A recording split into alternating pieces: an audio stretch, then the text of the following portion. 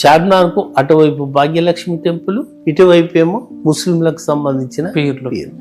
ఈ రెండింటి మీద కూడా కథ ఉన్నది. కులీ కుతుబ్ షా అంటే 4వ కులీ కుతుబ్ షా ఇది కట్టించిండు చార్మినార్. 1591లో దాని యొక్క నిర్మాణం కంప్లీట్ అయింది. అది పెద్ద కట్టడం. అది అంత సామాను ఉంటది కదా, ఒక వాచ్మెన్ అవసరం కదా. అవును.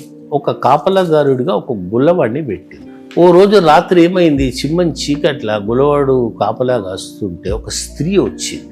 దగదగలతోటి, వజ్ర వైడూర్యాలతోటి, పెద్ద పెద్ద కళ్ళతోటి, జుట్టంతా విరబుచ్చుకొని, పట్టు పీతాంబరాలతోటి ఆ స్త్రీ అక్కడికి వచ్చింది. వీడు భయపడ్డాడు, ఈ అర్ధరాత్రి ఇదేంది అని.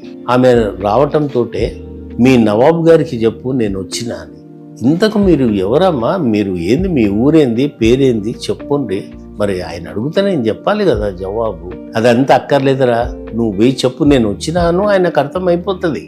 నేను ఇక్కడి నుంచి కదిలితే సామానం దొంగతనం అయితే మళ్ళీ నవాబు గారు నా తల తీసేస్తాడు రేపు పొద్దున అంటే, అరే భయపడకు, నువ్వు వచ్చే వరకు నీ సామానుకు నేను కాపలా ఉంటా, నువ్వు మాత్రం అర్జెంటుగా పరిగెత్తు అంటే వాడు పరిగెత్తి గోల్కొండ కోటకు పోయి నిద్రలో ఉన్న నవాబు గారిని లేపాడు. నవాబు గారు ఇట్లా ఒక స్త్రీ వచ్చింది, ఎట్లున్నది రా ఆమె అంటే ఇట్లున్నదని మొత్తం వర్ణించి, పేరు చెప్తలేదు, ఊరు చెప్తలేదు, మీ నవాబు గారికి చెప్పు ఆయనకు అర్థమైపోతుంది అని చాలా ధాటిగా హుకుంతో మాట్లాడుతున్నది. అనగానే నవాబు గారికి అర్థమైపోయింది ఆమె ఎవరు అనేది. అర్థమైంది ఆమె. అర్థమయ్యి ఇమ్మీడియట్గా తన తల్వారు తీసి వాడి తల కట్ చేసేసి నవాబు గారు పోలే. తెల్లారేసరికి ఆమె రాతి విగ్రహంగా మారింది.